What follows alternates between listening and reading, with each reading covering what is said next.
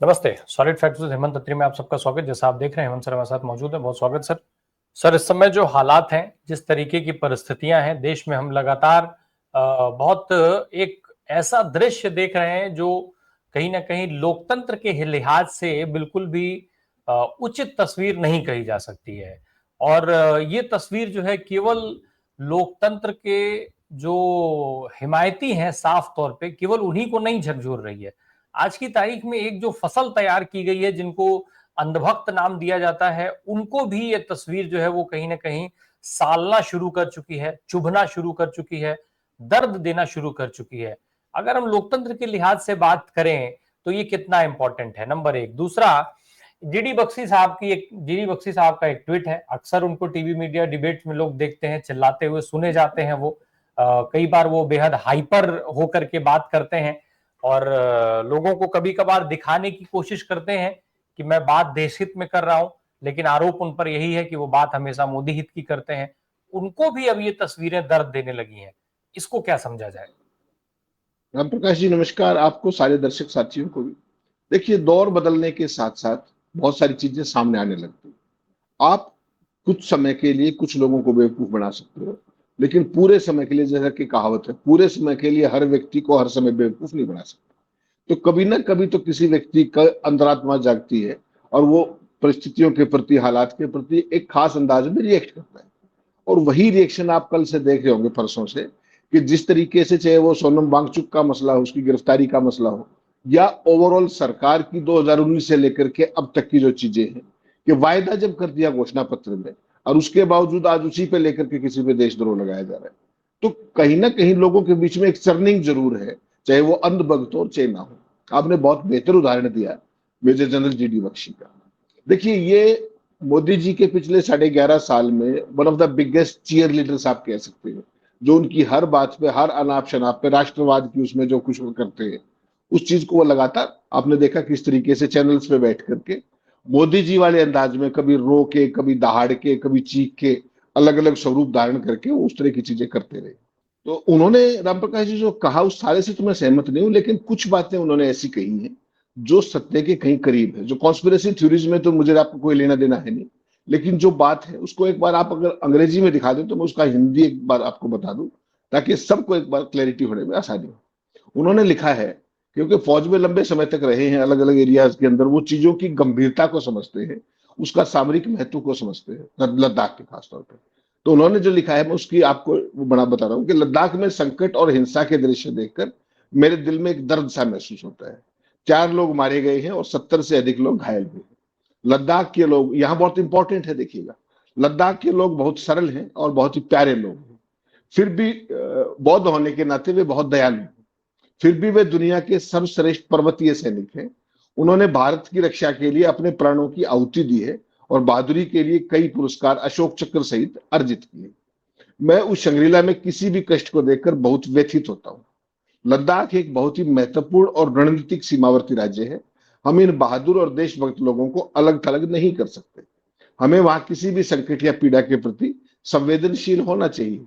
मुझे बताया गया है कि सीआईए की रणनीति फिर से अपनाई जा रही है। ये इंपॉर्टेंट है। ये वो चीज है जिसको रह रह करके चीजें की जाती है। सीआईए की रणनीति फिर से अपनाई जा रही है और गैर सरकारी संगठन रंगीन क्रांति का मंचन करने के लिए पैसा लगा रहे हैं, यानी कि एनजीओ की तरफ इशारा है। सीआईए हमेशा अशांत जल में मछली पकड़ती है। लद्दाखी मांगे अजीब नहीं है। युवा बेरोजगारी से जूझ रहे हैं और सोशल मीडिया पर बहुत ज्यादा सक्रिय है। पहाड़ी राज्य परिस्थितिक रूप से नाजुक है। मुझे लगता है हमें ऐसे बहादुर और देशभक्त लोगों को प्यार से सहलाना और पोषित करना चाहिए। भारत उन्हें अलग थलग नहीं कर सकता। हालांकि हिंसा गलत है और कानून व्यवस्था लागू होनी चाहिए, लेकिन हमें किसी भी वास्तविक शिकायत के प्रति बहुत सहानुभूति रखनी चाहिए। ईश्वर के लिए हम ऐसे महत्वपूर्ण सीमावर्ती राज्य में असंवेदनशील होने का जोखिम नहीं उठा सकते। राम प्रकाश जी, जो हमने जो 2 शो किए, अगर इसके अलावा हमने कोई और बात की हो, तो इसकी जो सेंसिटिविटी है, इसका जो देश के लिए सामरिक महत्व है, यहाँ के लोगों का जो भारत के साथ बॉन्डिंग, यही सारी बातें तो हम कर रहे हैं। और मोदी जी का एक अनन्य भक्त, उनका एक प्रमुख चीयर लीडर मीडिया का, वो ये बात कह रहा है। हालांकि उसमें जो 2 बातें डाली गई हैं, उससे कोई भी समझदार व्यक्ति सहमत नहीं हो सकता, चाहे वो सीआईए की बात हो, चाहे विदेशी एनजीओ की बात हो। उसका मेरा एक साधारण लॉजिक है, आप शायद सहमत होंगे उस बात से, कि अगर आप किसी को इस तरह की जो troubling fishing in the troubled water जिसको कहते हैं, अगर आप वाटर को ट्रबल होने दोगे तभी तो कोई फिशिंग करेगा ना। तो आप ट्रबल करने क्यों देते हो? सवाल तो ये भी है। 2019 में जब ये 370 हटी थी, उसके बाद कुछ दिनों के बाद ही ये बात शुरू हो गई थी कि स्टेटहुड का दर्जा और ये सारी बातें, और ये लोग तो सदा आपके साथ ही थे। तो ऐसी क्या सूरत हाल बनी कि आप अपने चुनावी वायदे से, घोषणा पत्र के वायदे से भी हट गए पीछे, और अब उसमें कहीं सीआईए ले आए, कभी विदेश ले आए, कभी चाइना ले आए, कभी, अभी तक तो वो है या नहीं मुझे नहीं पता। लेकिन अगर यही परिस्थितियां रही और ये लंबे समय तक चली, आप किसी आंदोलन को कुछ समय के लिए कर्फ्यू के जरिए, इंटरनेट बंद करने के लिए पॉज कर सकते हैं, लेकिन जन भावनाओं को जो एसवेज करने की बात होती है, उनको शांत करने की बात है और उनको मुख्य धारा से जोड़ करके चलने की बात है, ज्यादा ध्यान उस बात पर होना चाहिए। और फिर मैं आपको कह रहा हूं कि लद्दाख के मामले में इस तरह की जो चीज जो आप मणिपुर में करके आए हैं, जो संयोग और प्रयोग, वो लद्दाख में बिल्कुल मत कर दीजिएगा। जो जनरल बख्शी कह रही है वैसे नहीं कह रहे। इनको एक फौजी होने के नाते कहीं ना कहीं इनकी अंतरात्मा जागी है, और पहली बार ही है स्पोकन द ट्रुथ, चाहे मे बी पार्टली ओनली। सवाल केवल इतना है कि क्या सरकार इस बात को समझ रही है। राम प्रकाश जी, एक चीज देखनी पड़ेगी आपको, और बेसिकली क्या है कि देश में कहीं भी आंदोलन होता है कोई, और वो इस मुकाम तक पहुंचता है, हिंसा, पुलिस फायरिंग, लोगों का मरना, ये इसका एक और भी तो पहलू होता है अगर आपको ध्यान हो तो, कि जो आपकी इंटेलिजेंस एजेंसियां हैं, जो आपकी एनफोर्समेंट एजेंसियां हैं, उनका सबका आपस में एक ऐसा कोऑर्डिनेशन रहता है कि पहले प्रॉपर इनपुट होते हैं कि भाई ये स्थिति किस तरफ जा सकती है, नहीं जा सकती है, और उसके हिसाब से प्रिवेंटिव भी और क्यूरेटिव भी दोनों ही मेजर्स लिए जाते हैं, ताकि घटना, स्थिति उस लेवल तक ना जाए। ऐसा क्या कारण है कि हमारे यहाँ एक पर्टिकुलर कालखंड में अगर आप देखेंगे, पहले कोई आंदोलन को यहां तक पहुंचने देता है, दिया जाता है, और उसके बाद उसको क्रूरता से उसका दमन किया जाता है। आपने ये चीज ऑब्जर्व किया होगा, ये पैटर्न। तो ये पैटर्न बाकी जगह पर भी कहीं भी उसको अप्रिशिएट नहीं कर सकते, और लद्दाख जैसे एरिया के अंदर तो सोच भी नहीं सकते आप इस तरह की चीज कर रहे हैं, क्योंकि लद्दाख पे लगातार चाइना की नजर है। दलाई लामा वाले कारण हो चाहे जो भी, उनका हमेशा ही एक्सपेंशनिस्ट अप्रोच रहती है, जो भी। उस हालत में भी अगर आपने ये परिस्थिति यहाँ पहुंचने दी, तो ये चिंताजनक है। इस पैटर्न को छोड़ना होगा। आप ठीक है, आपने सोनम वांगचुक को अरेस्ट कर लिया, उनको आप जोधपुर ले गए, सारी चीजें, लेकिन इससे क्या यहाँ के लोगों के अंदर आपने कर्फ्यू लगा दिया, पार्टली उसमें अभी देख रहा था मैं, वहां के डीजीपी बोल रहे थे कि थोड़ा थोड़ा उसमें ढील दी जाएगी सारी बातें, और धीरे धीरे क्रमवार ये किया जाएगा। लेकिन क्या जो जन भावनाओं की जो स्थिति है, क्या उसको एड्रेस करने के लिए आप कुछ कर रहे हैं? सोनम वांगचुक को अरेस्ट करके जोधपुर ले जाने से क्या वो भावनाएं और ज्यादा उद्वेलित नहीं होंगी? किस चीज से आप कर रहे हैं? मैंने फिर आपको वही बात कर रहा हूं कि आग से खेलने का काम है लद्दाख में ये सब करना है। तो ये पैटर्न बदलना चाहिए आपको, लोगों के साथ बैठ के बात करनी चाहिए। नेपाल की बात आ रही थी, अभी मैं डीजीपी की प्रेस कॉन्फ्रेंस सुन रहा था, डीजीपी ने कहा कि वहां जो ये हुआ है सारा हिंसा, उसमें 3 नेपाली घायल हैं और 1-2 नेपालियों के शामिल होने की बात है। तो क्या 5 नेपाली इतना बड़ा वो कर देंगे क्या, जिस तरीके का एक जो पोमेरियन मीडिया ने जो माहौल बनाया था? सवाल ये है कि आप किसी एनजीओ का नाम लेकर के, किसी सीआईए का नाम लेकर के, किसी बाहरी एजेंसी का नाम लेकर के अपनी जिम्मेदारी से थोड़ी बच सकते हैं। आज आपको याद आ गया कि सोनम वांगचुक पाकिस्तान गए थे, उनकी फॉरेन फंडिंग थी, उनका एफसीआरए कैंसिल कर दिया। पहले क्यों नहीं किया ये? अब ऑल ऑफ ए सडन क्या हो गई? या आप उसका एक कवर अप कर रहे हैं कि ये तो पहले से था, तो उसके लिए कोई जिम्मेदार होगा ना जिसने अपना काम नहीं किया, उसके खिलाफ क्या कार्रवाई कर रहे हैं आप? तो कुल मिलाकर के जो ये आपने एक पैटर्न बना लिया है, ये जो लद्दाख का एरिया है, यहां पर इस तरह की चीजों से बचना चाहिए, संवेदनशीलता के साथ, पूरे प्रोफेशनलिज्म के साथ। और देश की एकता और संप्रभुता का मसला है, इस बात को ध्यान में रखते हुए कोई भी कदम उठाना चाहिए, पूरी परिपक्वता के साथ, मेच्योरिटी के साथ, प्रोफेशनलिज्म के साथ। ऐसा मेरा मानना है। अब एक चीज और है सर, जो जिसका मैंने शुरू में जिक्र किया कि भाई भाई दिखाते तो ऐसे हैं कि देश हित में बात कर रहे हैं, लेकिन बात वो मोदी हित में ही करते हैं। अब अगर आज जीडी बख्शी साहब ये बात कह रहे हैं, तो क्या माना जाए कि जीडी बख्शी साहब की आंखें खुल गई हैं और अब जीडी बख्शी साहब मोदी सरकार को, प्रधानमंत्री को, उसके लिए तमाम जिम्मेदार और लोगों को आईना दिखाने का काम कर रहे हैं, आईना दिखाना चाहते हैं? नहीं, कई बार क्या होता है राम प्रकाश जी के, ये जो मीडिया के अंदर जो पैनलिस्ट वगैरह लोग जाते हैं, ये अपने आप को सरकार का मुखपत्र मान लेते हैं। ऐसी हकीकत होती नहीं। ये केवल सरकार का, जैसा मैंने ओपनिंग में आपको कहा, इनकी भूमिका एक चीयर लीडर से ज्यादा होती नहीं है। ना ये सरकार की पॉलिसी को निर्धारित कर सकते हैं और ना सरकार की गलतियों का आईना दिखा सकते हैं। मुझे एक सिर्फ अच्छा इस बात का लगा कि कम से कम जो मोदी के एक अंधभक्त के तौर पर जिस सेनाधिकारी ने दुर्भाग्य से अपनी छवि बना ली थी, at least he has spoken his mind, may be partly he has spoken his brain, he has spoken his heart, that is important. और एक आपके ही इकोसिस्टम का एक व्यक्ति अगर इस तरह की बात को कह रहा है तो क्या सरकार को उससे गंभीरता से लेना चाहिए या नहीं लेना चाहिए? उसकी सेंसिटिविटी को समझना चाहिए कि नहीं समझना चाहिए? उसके सामरिक महत्व को और उसके कारण संभावित खतरों को, उन सारों को देखते हुए तो सरकार कोई पॉलिसी बनाएगी ना, चाहे सरकार हो चाहे एडमिनिस्ट्रेशन हो। अब यूटी आज की तारीख में एडमिनिस्ट्रेशन है, यूटी एडमिनिस्ट्रेशन वहां पर सरकार के अंदर डायरेक्ट अमित शाह के अंदर, एलजी आपका है, आरएसएस का स्वयंसेवक है, सारी बात है।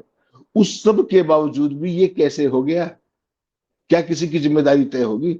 आपको पहलगाम वाला हादसा याद होगा, कितने दिनों के बाद all of a sudden Manoj Sinha को आकाशवाणी हुई थी और संसद का सत्र शुरू होने से पहले 21 जुलाई से एन पहले उन्होंने उसकी जिम्मेदारी ले ली थी। तो एलजी ने जिम्मेदारी ले ली, उससे हो गया क्या? Head should have rolled, have they rolled? No. उनके केवल ये कह देने से कि मैं अपनी जिम्मेदारी लेता हूं बात नहीं बनती है। जो आपका रोल है, आप वहां केवल आनंद करने के लिए थोड़ी बैठे राजभवन में, आपकी कुछ दायित्व भी है ना, कुछ जिम्मेदारी भी है। और जब खासतौर पर जब प्रेसिडेंट रूल होता है या यूनियन टेरिटरी में, तो काम ही सीधा सीधा गृह मंत्रालय को रिपोर्ट करने का है। तो ये सारा जो घटनाक्रम है, देखिए 10 सितंबर से सोनम वांगचुक वहां पे बैठे हुए थे कर्मिक अनशन के ऊपर, या जिसमें अनशन पे बैठे हुए थे। क्या सरकार को ये इनपुट नहीं था? वो उसकी जिम्मेवारी किसकी थी?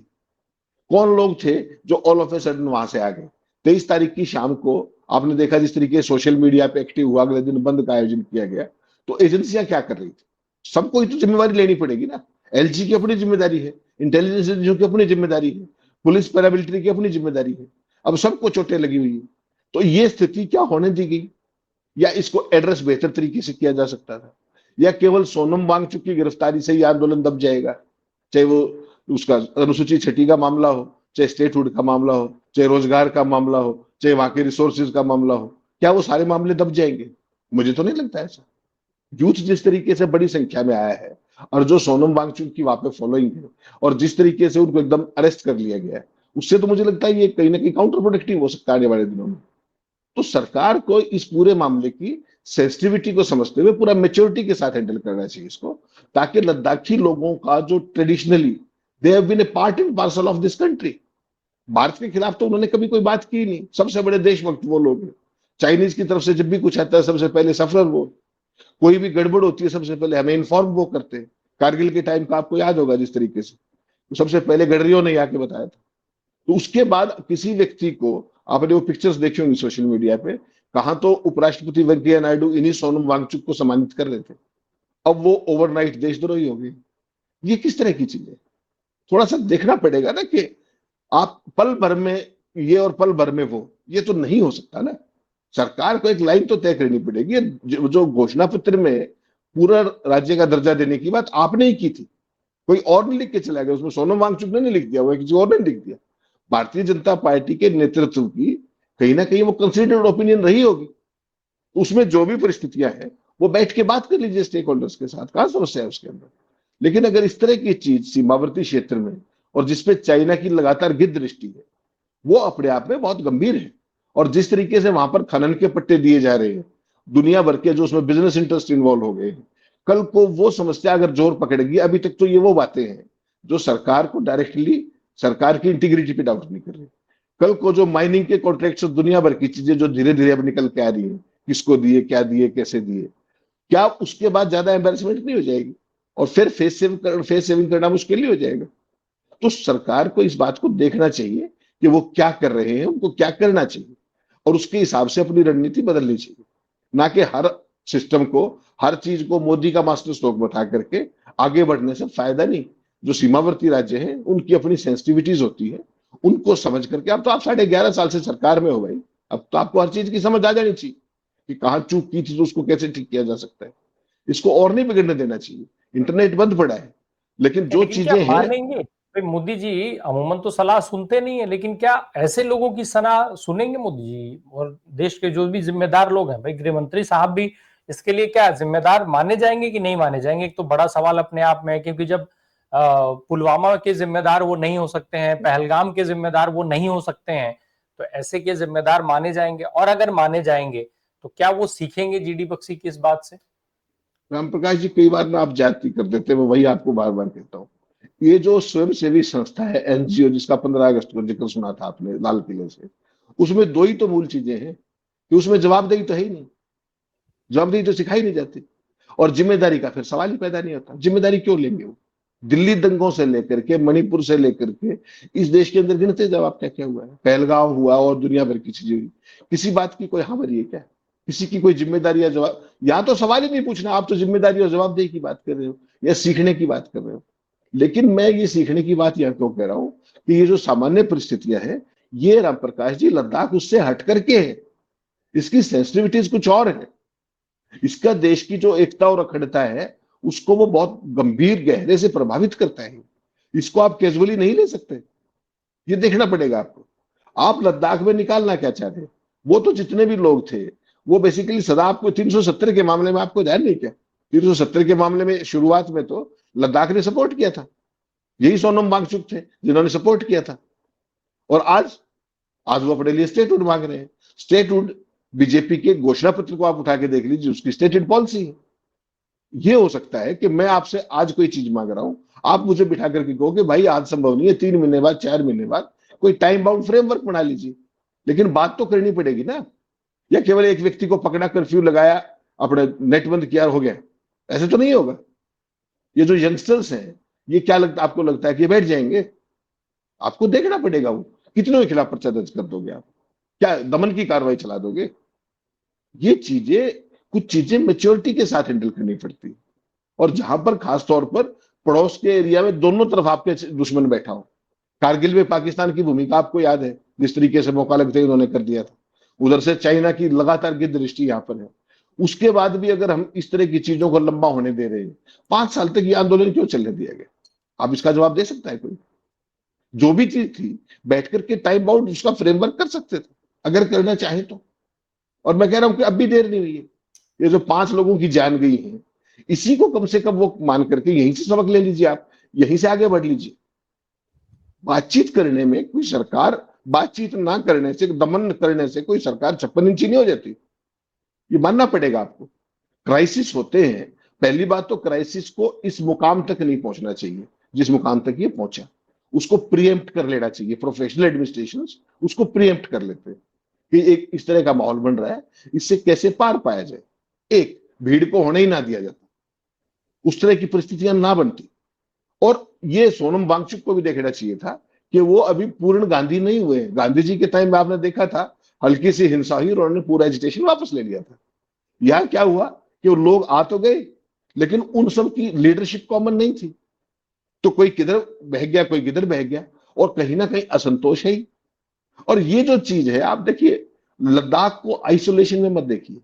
जो पूरे देश में युवाओं का एक खास तरह का रोष है, उसकी एक रिफ्लेक्शन कहीं ना कहीं यहां भी है। इसको तो मानना पड़ेगा ना आपको। लद्दाख एक कोने में हो सकता है, लेकिन लद्दाख में कोई ऐसा नहीं है कि केवल वहीं पर कोई चीज हो रही है और बाकी देश में वैसा नहीं है। तो आप क्यों आग से खेलना चाहते हैं? सवाल तो ये है ना। आप उसको मेच्योरली हैंडल कर लीजिए।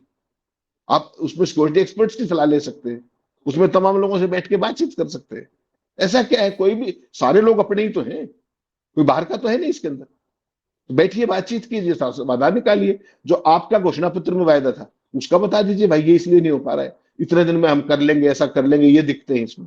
बात करेंगे तभी तो समझ में आएगा ना। या मैंने आपसे मांग की, आपने सीधे लठ बरसा दिए, ये तो कोई तरीका नहीं हुआ।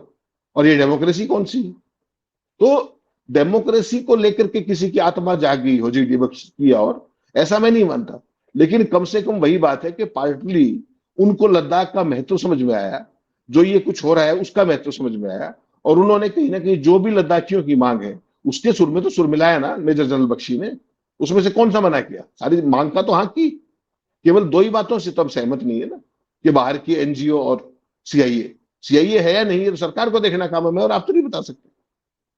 सरकार की एजेंसियां बताएंगी ना भाई।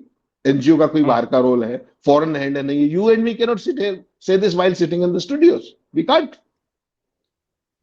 एक चीज जरा थोड़ा सा इससे अलग एक चीज जरा संक्षेप में समझ लूं आपसे सर। सोनम वांगचुक की जो गिरफ्तारी हुई, जिस तरीके से हुई, क्या ये गिरफ्तारी केवल और केवल लद्दाख में हुई हिंसा के लिए हुई है, जिस तरीके से उनका पाकिस्तानी कनेक्शन निकाला जा रहा है और जिस तरीके से देश के बाकी हिस्सों में जेनजी का प्रोटेस्ट शुरू हुआ, युवाओं का प्रोटेस्ट शुरू हुआ, कहीं इसका कनेक्शन उस प्रोटेस्ट को दबाने के लिए तो नहीं है कि एक ऐसे बड़े नाम को गिरफ्तार करके एक बड़ा मैसेज देने की कोशिश हो रही है कि अगर हम इनको नहीं बख्शेंगे तो तुमको भी नहीं बख्शेंगे।